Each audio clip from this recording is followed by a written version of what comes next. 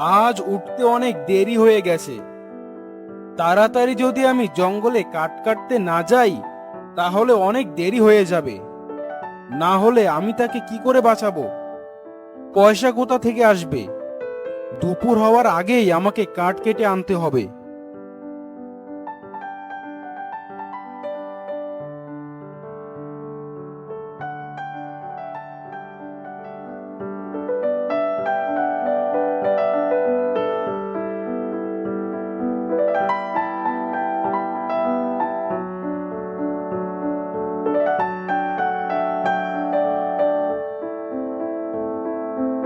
ভারী অদ্ভুত বই তো এটা। মনে হচ্ছে বইটা অনেক বছরের পুরনো বই। তারপর রতন বইটাকে নিজের কাছে রেখে তাড়াতাড়ি করে কাঠ বিক্রি করতে চলে যায়। কিন্তু আজও সে কাঠের ভালো দাম পায় না।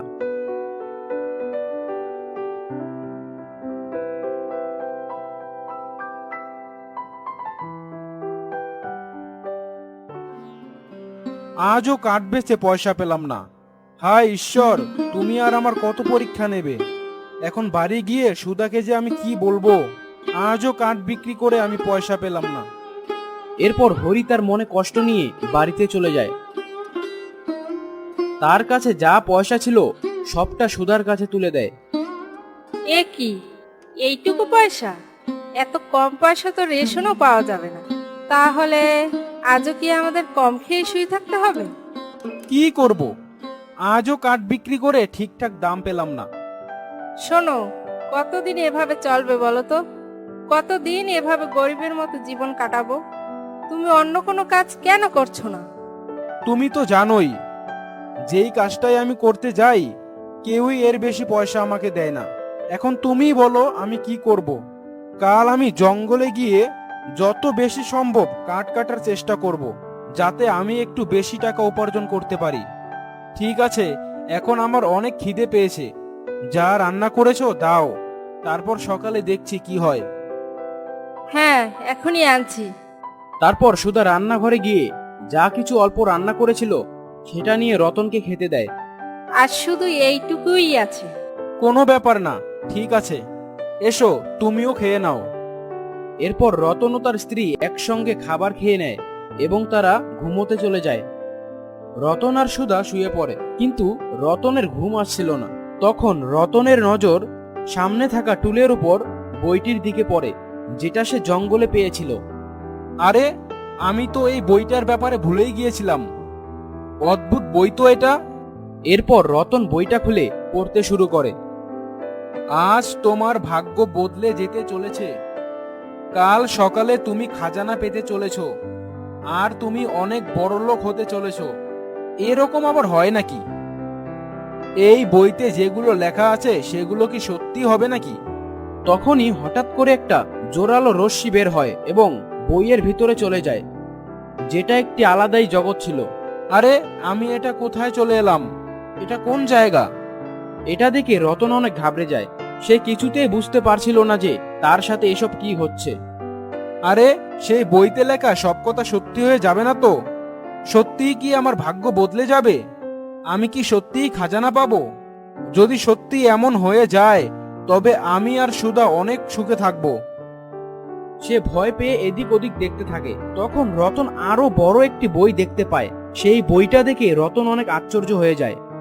এত বড় বই! যখন সে বইটা খোলে তখন জোরালো রশ্মি বের হতে থাকে। তারপর যখন ভয়ে ভয়ে রতন বইটা খুলে দেখে, তখন সে দেখতে পায় তার মধ্যে একটা অর্ধেক মাছের ছবি আঁকা। সেটা দেখে রতন ভাবে, এটা কি? অর্ধেক মাছের আঁকা ছবি? বাকি অর্ধেক ছবি কোথায়? এই ছবি কি তাহলে আমাকে সামনে এগিয়ে যাওয়ার রাস্তা দেখিয়ে দিচ্ছে, যেখানে খাজানা আছে? তারপর রতন সেই বইটিকে নিয়ে সামনের দিকে এগিয়ে চলে। অনেক দূর যাওয়ার পর সে হাঁপিয়ে পড়ে আর একটা গাছের নিচে গিয়ে বসে পড়ে।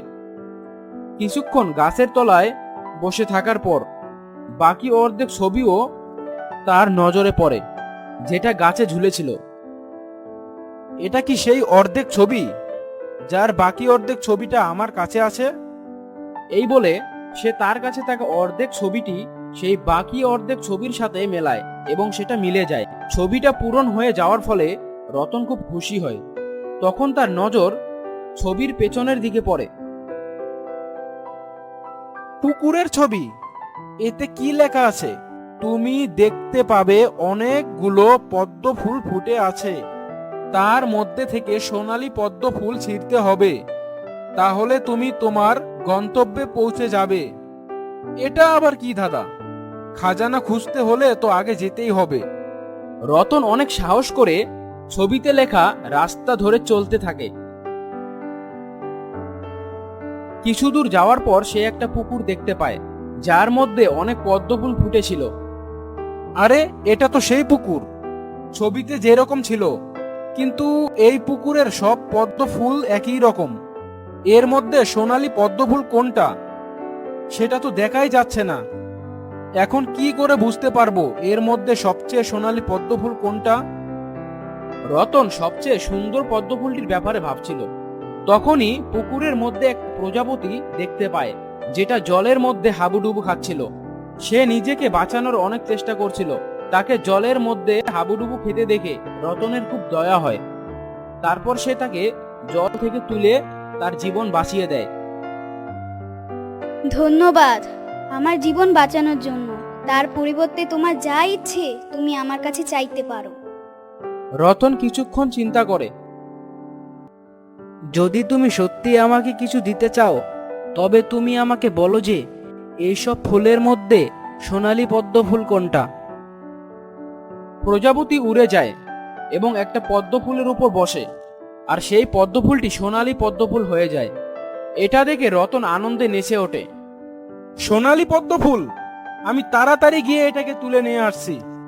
তারপর রতন তাড়াতাড়ি গিয়ে সোনালী পদ্ম ফুল তুলতেই যাবে, তখন দেখতে পায় তার মধ্যে একটা চাবি আছে। চাবি? রতন সোনালী পদ্ম ফুল থেকে চাবিটা নিয়ে নেয়। এটা কোন তালার চাবি হতে পারে? আর এটার উপর কি লেখা আছে? এই চাবি দিয়ে তালা খুললে তোমার ভাগ্য খুলে যাবে। এসবের মধ্যে দিয়ে মনে হয় আমি খাজানা পাবো, কিন্তু এই চাবির তালা কোথায় পাবো? তখন চাবিটি একটা দিকে ইশারা করে। মনে হয় এই চাবিটি কিছু বলতে চায়। তার বলা রাস্তায় আমাকে চলতে হবে। হয়তো আমি চাবিটার তালা খুঁজে পেয়ে যেতে পারি। তারপর রতন চাবির দেখানো রাস্তার পথে চলতে থাকে।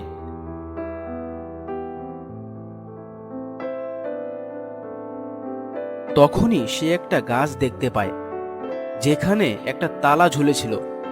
হয়তো এটাই সেই তালার চাবি। আমাকে তাড়াতাড়ি এই চাবি দিয়ে তালা খুলতে হবে। তারপর রতন তাড়াতাড়ি তালা খোলে, আর তালা খোলার সঙ্গে সঙ্গে গাছ থেকে একটা দরজা খুলে যায়। সেখানে অনেক খাজানা ছিল। খাজানা? তাও এতগুলো খাজানা? রতন এসব ভাবছিল। তখনই একটা আওয়াজ আসে। তুমি এগুলোকে নিয়ে যেতে পারো, এই সব খাজানা তোমার। রতন সেই খাজানার মধ্যে অল্প একটু সোনার কয়েন তুলে নেয়। আমি এত সোনার কয়েন নিয়ে কি করব? আমি আর আমার বউয়ের জন্য এতটুকু কয়েনই তো যথেষ্ট। আমি বরং এই সোনালী পদ্ম ফুলটিকে নিজের সাথে নিয়ে যাই। রতন এই কথা বলার সঙ্গে সঙ্গে একটা জোরালো রশ্মি বের হয়, আর রতন বইয়ের বাইরে চলে আসে। তারপর রতন দেখে প্রায় ভোর হয়ে এসেছে। তখনই সে গিয়ে সুধাকে জাগায়। সুধা, সুধা, তাড়াতাড়ি ওঠো, দেখো আমি কি পেয়েছি। কি হয়েছে? সকাল সকাল এত চিৎকার করছো কেন? এমন চিৎকার করছো যেন কোনো খাজানা পেয়েছো। আরে, আগে চোখ খুলে তো দেখো, আমি সত্যিই খাজানা পেয়েছি। সুধা চোখ মুলতে মুলতে দেখে সত্যি রতনের হাতে একটা সোনালী পদ্ম ফুল আর একটা চকমকা সোনার কয়েন।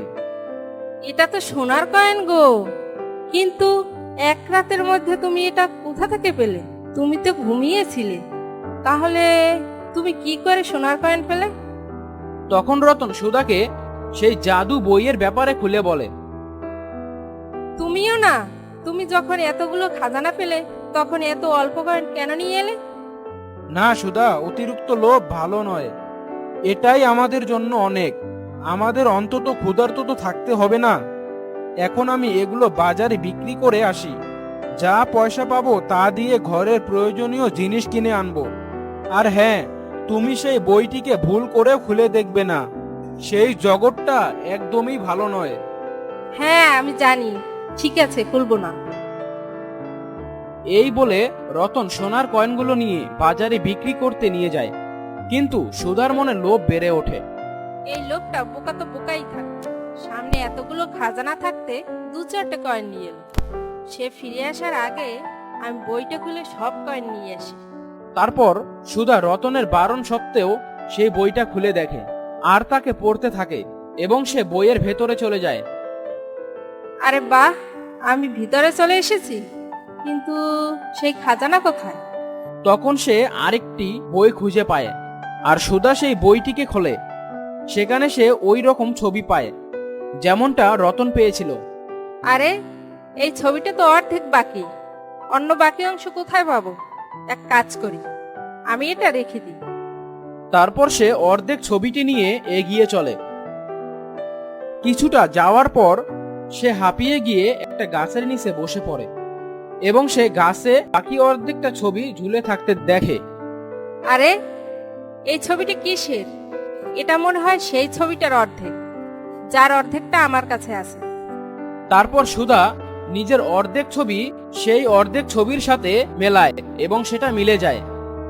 আরে বাহ, এটা তো মিলে গেল, তার মানে আমি এখন সেই খাজানা খুঁজে পাবো। তখনই তার নজর ছবিটার পেছনের দিকে পড়ে। সেখানে একটা পুকুরের ছবি আঁকা আছে আর লেখা আছে, তোমাকে পুকুরের সবচেয়ে সোনালী পদ্ম ফুলটি তুলতে হবে, তারপর তুমি খাজানা পেয়ে যাবে। পুকুর তো দেখতে পেলাম আর পদ্ম ফুলও তো দেখতে পেলাম, কিন্তু এর মধ্যে সোনালী পদ্ম ফুল কোনটা? তখন সে পুকুরে একটা প্রজাপতি ডুবে যেতে দেখে। সে খুব বাজেভাবে ছটফট করছিল, কিন্তু সে সেই দিকে কোনো নজর না দিয়ে সোনালী পদ্ম ফুলটা খুঁজতে ব্যস্ত হয়ে পড়ে। তখনই সে প্রজাপতি বলে, আমাকে কেউ জল থেকে তোলো, না হলে আমি মরে যাব। কেউ আমাকে সাহায্য করো, আমাকে জল থেকে তোলো। সুধা প্রজাপতিটাকে ডুবে যেতে দেখেও তাকে জল থেকে তোলে না। আমি জানি কোনটা সোনালী পদ্ম। এটা শুনে সুধা প্রজাপতিটাকে জল থেকে তোলে। তারপর প্রজাপতিটা পদ্ম ফুলের উপর গিয়ে বসলে পদ্ম ফুলটি সোনালী হয়ে যায়। পেয়ে গেছি আমি। তারপর সে পদ্ম ফুলটি তুলতে গিয়ে দেখে তাতে একটি চাবি রয়েছে। সেই চাবিতে লেখা ছিল, এই চাবির তালা খুঁজে পেলে তোমার ভাগ্য বদলে যাবে। আরে বাহ, মনে হয় এটা খাজানার চাবি। তারপর সে চাবির ইশারা অনুযায়ী এগোতে থাকে আর সে একটা গাছের কাছে এসে পৌঁছায়। তারপর সে ওই চাবি দিয়ে দরজার তালা খুলে দেয় এবং দরজা খুলে যায়। গাছের ভেতরে গিয়ে অনেক খাজানা দেখে সুধা হকচকিয়ে যায়। খাজানা, এইসব খাজানা আমার হবে, আমি বড়লোক হয়ে যাব। তখন গাছ থেকে একটা আওয়াজ আসে, তুমি এগুলোকে নিয়ে যেতে পারো, এই সব খাজানা তোমার। সুধা লোভে পড়ে যায়